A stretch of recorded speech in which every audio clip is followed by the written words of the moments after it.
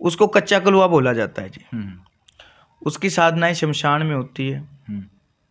हाँ, उससे कार्य कोई भी करवाए जा सकते हैं कच्चे कलवे से। वो एकदम, क्योंकि आजकल लोग देखो कुछ ऐसी साधनाओं की तरफ जा रहे हैं जो बहुत ही अंत जिसका बहुत घातक है। दूर से बहुत अच्छी दिख रही है लेकिन अंत बहुत बुरा है उसका। ये रात्रि को ही की जाती जी। तंत्र की कोई भी क्रिया दिन में नहीं होती, रात्रि को शमशान में बैठना पड़ता 12 बजे जाके। भूत प्रेत पिशाच डाकनी शाकनी यक्षिणी अप्सराओं की साधना में है, पंचांगुली की साधना है, कर्ण पिशाचनी की साधना है। ठीक है, ऐसी ऐसी बहुत सी मतलब अनेकों चीज़ों की साधनाएं हैं। हनुमान चालीसा में भी बहुत कुछ राज छुपा है, उसके बारे में बताएंगे।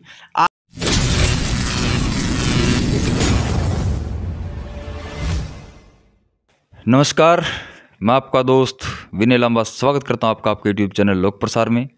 और आपसे उम्मीद करता हूं कि आप सभी लोग स्वस्थ होंगे, मस्त होंगे और अपने अपने घर पे अपने कार्य में व्यस्त होंगे। और आज बैठा हूं मैं एक बार फिर से महातेजस्विनी धाम बालक में, और काफ़ी वीडियो हमारे चैनल पे महाराज जी की आपको देखने को मिल जाएंगी, जिसमें तरह तरह के ज्ञानवर्धक जानकारी आपके निमित्त हम पहुंचाते हैं और कोशिश करते हैं कि आपको साधनाओं का और आध्यात्मिकता से जुड़ा हर वो ज्ञान आपको प्राप्त हो जो लोग जानने को उत्सुक रहते हैं और जिनकी जानकारी का अभाव लोगों के पास में है। जगह जगह पे घूमते हैं लेकिन ज्ञान पूरा मिल नहीं पाता। हम साधु महात्माओं से, संत फकीरों से मिलके वो ज्ञान आप तक पहुंचाने का प्रयास करते हैं और एक नई जानकारी आपके पास लेके हम आए हैं। आज कोई नए टॉपिक पे बातचीत करेंगे।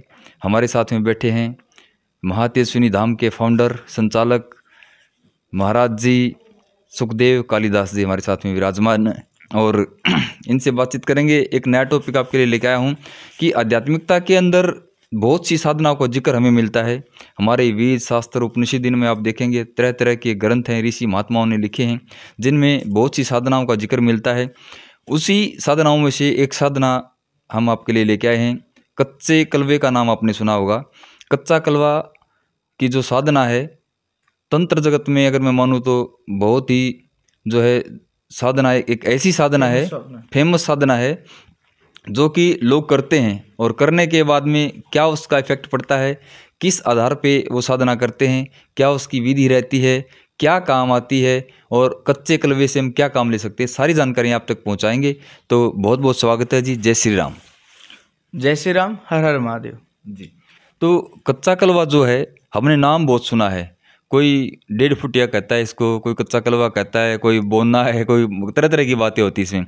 तो ये क्या होता है जी? सबसे पहले तो ये बताएं, उसके बाद में आगे बातचीत करेंगे इसकी साधनाओं के बारे में। सबसे पहले तो आप के चैनल को देखने वाले सभी दर्शकों को मेरी तरफ से प्यार भरी राम राम। जो पिछली वीडियो में प्यार मिला, देखा, अच्छा लगा कि लोग जानने के इच्छुक हैं, तो मैंने सोचा कि कोई ज्ञान ही है जो मिला जाए। और आपने भी बहुत अच्छा विषय लेके आए आप, क्योंकि आजकल लोग देखो कुछ ऐसी साधनाओं की तरफ जा रहे हैं जो बहुत ही अंत जिसका बहुत घातक है। दूर से बहुत अच्छी दिख रही है लेकिन अंत बहुत बुरा है उसका। जैसे कि अभी आपने जिक्र किया, कई लोग कर्ण पिशाचनियों के पीछे पड़े हैं। ठीक है, वीरों की मतलब कुछ ऐसे वाम पद्धति से और भी साधनाएं अलग अलग हैं। वही बात है, किसी का नाम ले फिर वही समस्या आ जाती है। इसी तरह एक कच्चे कलवे की, इसके अनेकों नाम बताए गए। कच्चे कलवे का अर्थ होता है जो बच्चा हम जलाते नहीं, सनातन धर्म में जलाने की अनुमति नहीं है जिस एज तक, मतलब कुछ छोटा सा बच्चा जो पैदा होते ही चला गया, 2 महीने का, 5 महीने का या 10 महीने का होके, उसको कच्चा कलवा बोला जाता है जी।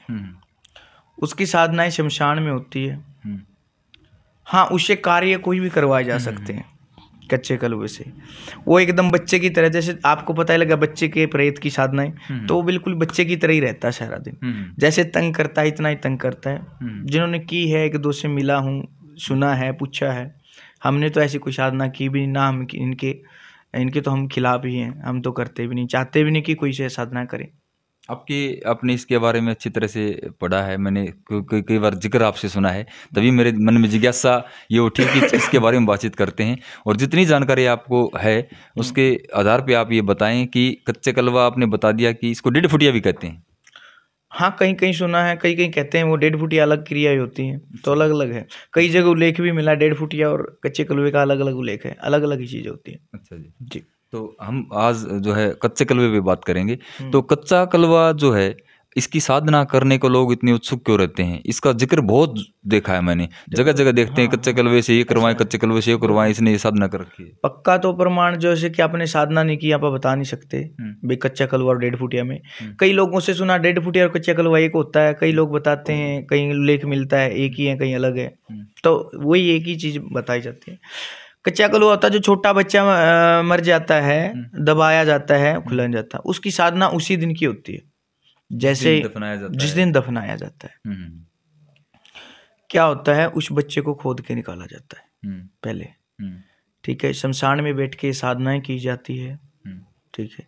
क्या होता है, साथ में उस गोल घेरे में बैठा जाता है, मंत्र होते हैं, जो दीवा लगाया जाता है, अपनी मुद्राएं बनाई जाती हैं, अपने उन कुछ चीज़ों का भोग लगाना, जो इस पे उचित नहीं समझता मैं बताना, वो भोग लगा के मंत्र विधि से, जो विधि होती है वो बता नहीं सकते जी मंत्र विधि, क्योंकि कोई देख के करने लगे तो गलत हो किसी का, क्योंकि ये साधना एक उचित और सानिध्य गुरु मतलब साधक गुरु के सानिध्य में की जाती है।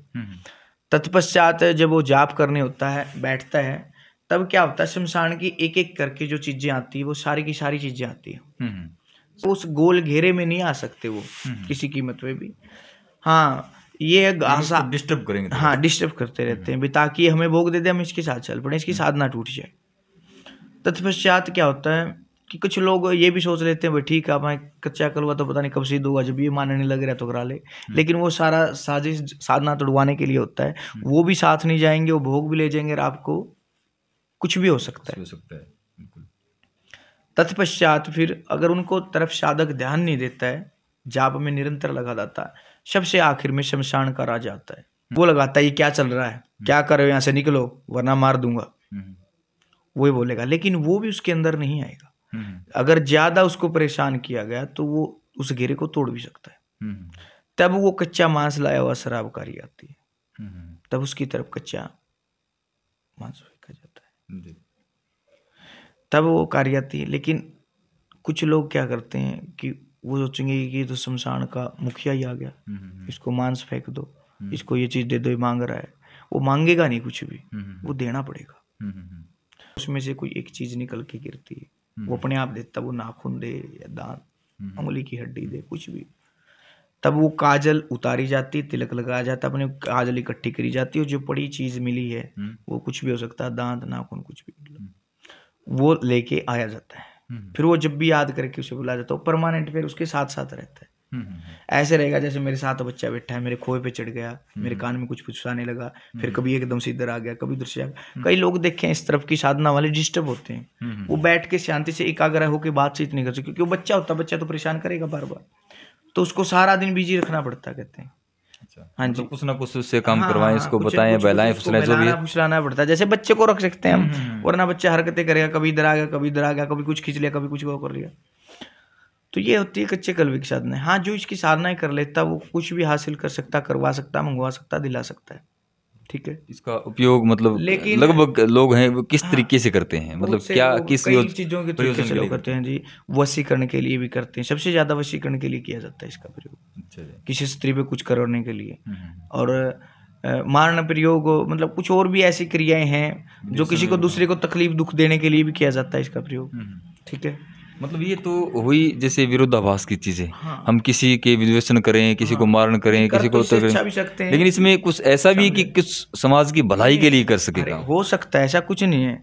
अब एक बात बताओ, कोई शस्त्र है अपने पास में, तलवार है मान लो मेरे पास में, उससे लोक भलाई भी हो सकती है और लोक का नाश भी हो सकता है, लेकिन करना नहीं चाहते ना लोग। आज के टाइम में करना तो वही है ना, गधे को कितना ही नहला लो रहना, तो गधा ही गधा है, घोड़ा नहीं होना ना। उन्होंने करनी गलती की है, उन्होंने लोक कल्याण से मतलब ही नहीं है, ठीक है। तो जब हम ये चीजें करते हैं, लेकिन इसका अंत बहुत बुरा है जी। कभी न कभी ये समझ लो कि वो आपसे खुश हो के, आपकी साधना का मतलब होता है साध लेना, काबू कर लेना। कोई ऐसा समय आ गया जिस टाइम वो काबू से खुला गया, एक समय आएगा, क्योंकि एक समय सदा नहीं रहता इंसान को। आज मैं 40 किलो बोझ उठा लेता हूँ, फिर धीरे धीरे 30 पे आऊंगा, 20 पे आऊंगा, 10 पे आऊंगा, ऊर्जा जब क्षीण होगी, उसकी कमजोर होगी, उस टाइम गिरा लेगा वो उसे। और उसका अंत इतना दुखदाई होता है उस व्यक्ति का, उस साधक का, वो तड़प तड़प के बहुत बुरी हालत होके मरता है। उसके शरीर में इतनी बदबू उत्पन्न होने लगती है कि कोई पास सेवा बैठ के सेवा भी नहीं कर सकता, बैठ भी नहीं सकता। तो उस अंत में फिर वो तड़प तड़प के गल सड़ के ही मरेगा, क्योंकि उसने तो बच्चे को निकाल के गलाया सड़ाया ही था, खत्म ही किया था ना। ये सब कर्मों का खेल है, जैसे कर्म हम करेंगे वैसे हमें भोगने पड़ेंगे। जो हम चाहें, जो जैसा हम कर रहे हैं तो उसका प्रतिफल हमें उसका दोगुना वैसा ही मिलेगा। प्रकृति बिल्कुल देती है जी, ये विधि का विधान है, ये इसको कोई भी नहीं टाल सकता। तो आप क्या मानते हो, क्या ये साधनाएं करनी चाहिए किसी को? करते तो हैं लोग, लेकिन किसी प्रयोजन के लिए करते हैं। फर्क क्या है, ये साधनाएं थोड़ी सी जल्दी सिद्ध हो जाती हैं, थोड़ा सा अगर मजबूत दिल का व्यक्ति रो रहे, सात्विक साधना में करने में समय लग जाता है, लेकिन ये साधनाएं कभी भी करने योग्य नहीं है। किसी भी साधनाओं के अंतर्गत ये चीजें आती हैं। बिल्कुल। और किसी भी आत्मा हो या जीवात्मा हो या प्रेत आत्मा हो, किसी को भी भाई दुख देना, प्रताड़ित करना, उसको काबू में करना, उसकी मर्जी के खिलाफ हम उससे कुछ करवा रहे हैं, तो वो चीज़ें देखिए, मैं तो इस चीज़ के बिल्कुल पक्ष में नहीं हूँ, और शायद महाराज जी भी इसमें नहीं, हम बिल्कुल पक्ष में, हम वैदिक विधि सनातन के वजह से पक्ष में। तो ये कच्चा कलवा जो है जी, ये लगभग ये मानो कि जैसे दिन में काम करता है, रात्रि में काम करता है, कभी भी कर सकता है, जो चीज़ होती है ये रात्रि को ही की जाती जी। तंत्र की कोई भी क्रिया दिन में नहीं होती, रात्रि को शमशान में बैठना पड़ता 12 बजे जाके। 11 बजे कुछ तैयारियां करके 12 बजे तो मतलब हमारी विधि शुरू हो जानी चाहिए, प्रक्रिया जो सारी शुरू हो जानी चाहिए। मैं बताता हूँ 12 से 2 के बीच में ही सारी शक्तियाँ जागृत होती है, सब कुछ, नेगेटिव भी पॉजिटिव भी। वो हमारे ऊपर डिपेंड, हम पॉजिटिव को अपने अंदर ग्रहण करें, नेगेटिव को कर, है ना। अब जैसे समाज में सारी चीज़ें हैं, ऐसी चीज़ें जो मुझे ख़त्म कर सकती है, ऐसी चीज़ें जो मुझे अच्छा सेहत भी बनवा सकती, वो हमारे ऊपर डिसाइड है। हम भाई जूस पी के अपने आप की सेहत बना रहे हैं या शराब का सेवन करके अपने आप को ख़त्म कर रहे हैं, है ना।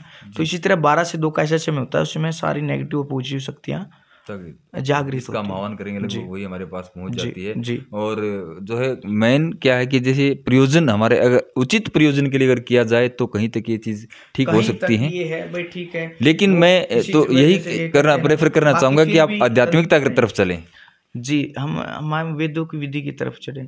अब एक बात बताओ, जैसे हम लोक कल्याण के लिए कर रहे हैं, मानो किसी को ठीक करने के लिए कर रहे हैं चीजें, ठीक है, तो ठीक करने के लिए अपने वेद भी तो है ना। ऋग्वेद में उल्लेख है हवन से के माध्यम से कैसे चिकित्सा की जाए इंसान की, कितनी भी बीमारी हो, हारी हो, नेगेटिव एनर्जी हो, वो हवन के माध्यम से। जब हमारे पास वो ऑप्शन मिल रहा है तो हम इनकी तरफ क्यों जाएं? बिल्कुल सही बात है, समझे आप। जब आपको घर में बैठे सारी साधनाएं मिलती तो शमशान क्यों जाना भाई?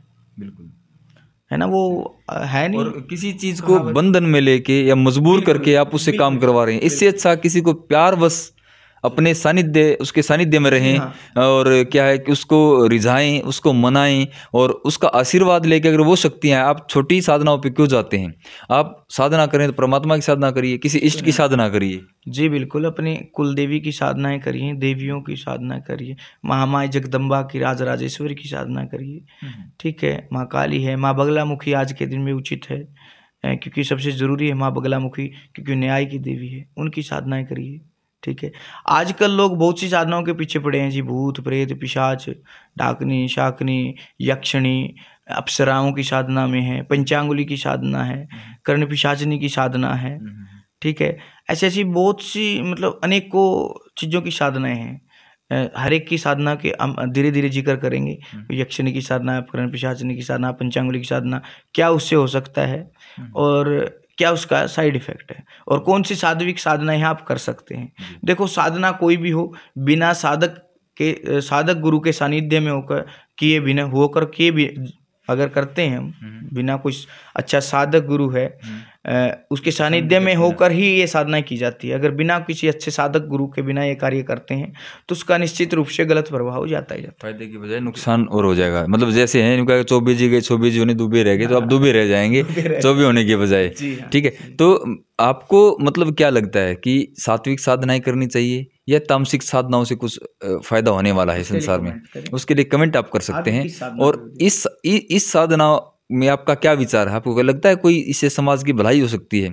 आप कमेंट करके ज़रूर बताएं। और आगे से जो हमारा प्रयोजन रहेगा, हम तामसिक जो किसी प्रकार की तंत्र से संबंधित जो साधनाओं को उल्लेख ना करें और सात्विक साधनाओं की तरफ हमारा ध्यान रहेगा। आगे आने वाली वीडियो होती है उसके अंदर हम आपको सात्विक साधनाएं बताएंगे। आप हमारा मेन अभी तक का मोटिव क्या था कि इन चीज़ों से बचाएं आपको, आप किसी भ्रम में ना रहें, सात्विक साधनाओं की तरफ चलने का मार्ग आपको दिखाएंगे।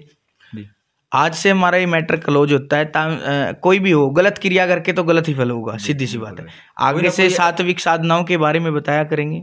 हमारे कोई जैसे शास्त्र है, पुराण है, उसका एकदम देसी शाह में निचोड़ बता दें। बिल्कुल ठीक है। जैसे पुराण है अपने, है ना, अलग अलग हनुमान चालीसा है, क्या इसका महत्व, इसके कैसे प्रयोग है। देखो जी, बहुत बड़ी चीज है, लेकिन लोगों को उस चीज का पता नहीं है कि प्रयोग कैसे करना है। अब मैं आपको पिस्टल दे दूंगा, ठीक है, ये क्या है भाई, विनय ने तो हथियार उठा रखे है, हमें ये नहीं पता भी ये सौदा की है, क्यों चलाना आवे कौन, उसके बिना पड़ा ना कि बारिश का डर की है लोगों ने, लोग तो पीछे पीछे हटेंगे उससे, है ना। और एक देर की ये लाठी हाथ में और चलानी बढ़िया डाला हो तो पिस्टल वाले ने भी घेर लेगा एक करके, तो है ना। तो वही बात है, हनुमान चालीसा में भी बहुत कुछ राज छुपा है, उसके बारे में बताएंगे आपको। कमेंट करके बताएं कि सात्विक साधना में हनुमान जी, माँ काली है, दुर्गा जी हैं, जगदम्बा है, बगलामुखी माता है, हनुमान चालीसा है, कवच आगे हैं, क्यों हमें कवचों का पाठ करना चाहिए, क्या कवचों का महत्व है, काली कवच है, ठीक है, सिद्ध कुछ स्तोत्रम है, जैसे सिद्ध कुछ जी का स्तोत्रम है, दुर्गा सप्तशती का क्या महत्व, कैसे करना चाहिए, क्यों, तो उनके बारे में आप कमेंट कर सकते हैं। जिसके ज़्यादा कमेंट होंगे उसके बारे में जरूर बताएंगे। सबसे पहले उसके बारे में बताएंगे, जिसके कम कमेंट होंगे वो भी चिंता ना करें, उसके बारे में भी अवश्य बताएंगे। हो सकता है उससे आगे नेक्स्ट वीडियो में बताएं। तो वीडियो कैसी लगी आप ज़रूर बताएं और वीडियो को थोड़ा शेयर करें भाई। चैनल पर नए हो तो चैनल को सब्सक्राइब करें। सभी दोस्तों को नमस्कार, देखते रहें लोक प्रसार।